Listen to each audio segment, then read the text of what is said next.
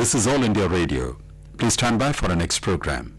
This is All India Radio. You will now hear comments from the press. The Indian Express, in its editorial titled Running the Game, writes, Sourav Ganguly becoming the BCCI president presents an arresting image for Indian cricket. It's in sync with the Lodha committee reforms that called for cricketers in cricket administration. With Ganguly set to assume top office, Indian cricket will have one of its finest captains to helm the affairs of the game. He became the team's captain in a time of upheaval when match fixing rattled Indian cricket at the turn of the century. Ganguly's first priority was to end regionalism, which he did successfully. He also introduced professionalism by bringing in a foreign coach, John Wright, and initiated a fitness culture. Ganguly is taking charge of the BCCI at a time when the cricket board's functioning needs to be similarly streamlined. Over the past few years, India has significantly lost clout at the ICC, a cricket board that contributes over 70% of the global body's revenue. Its money has been taken away on the pretext of creating a more equitable revenue distribution system. The ICC also browbeat India to change the scheduled 2021 Champions Trophy to a World T20. Indian cricket at this moment needs someone of stature as its representative to the ICC. As a captain, Ganguly always put emphasis on winning overseas. His team came close to winning a test series against Steve Waugh's all-conquering Australia in their lair. Fans would expect that the Indian team will shed the poor travellers tag under his presidentship.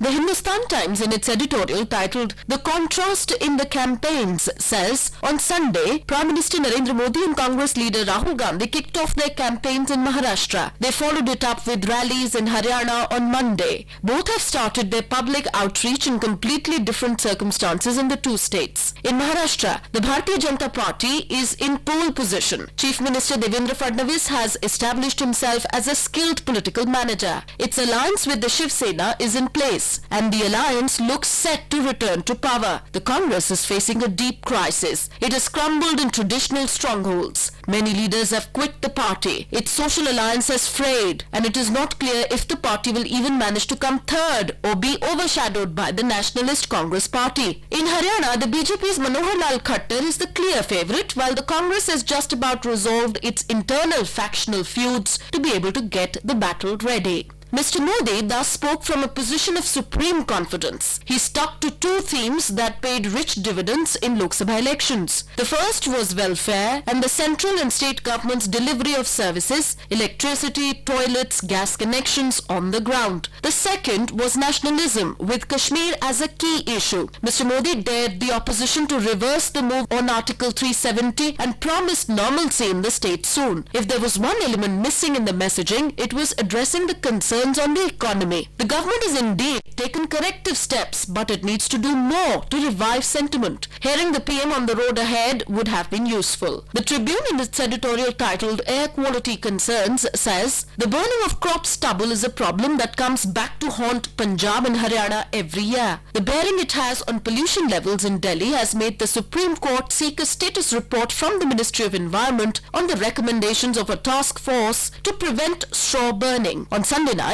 the air quality in Delhi was categorized as very poor, while the AAP government there prepares to implement the odd-even scheme from November 4th to 15th. What is worrying is that the problem has started early. This is mainly because the sowing of paddy began early this year on June 13th, leading to early harvesting and the resultant early burning of crop residue. Also, there is narrow time period for clearing the field of the straw so that wheat can be sown, about 3 weeks, and farmers prefer the easy way out of burning the stubble despite deterrents like fines, lodging of criminal cases and seizure of land records. Employing manpower to remove the stubble is difficult because with the growing mechanization of agriculture and implementation of schemes like MG Narega, migration of workforce to the northern states has reduced. Also, implements to clear the straw come at a cost. The NGT had in 2015 made burning of crop residue a crime, but there is no easy solution. Farmers demand cash subsidy to plow stubble back into the fields or use mechanized means to lift it, and also believe that pushing the residue back into the soil may increase chances of a pest attack. The paddy wheat cycle is an offshoot of the Green Revolution that changed the prevalent cropping pattern of maize, millet, pulses and oil seeds. Those were the comments from the press presented to you by the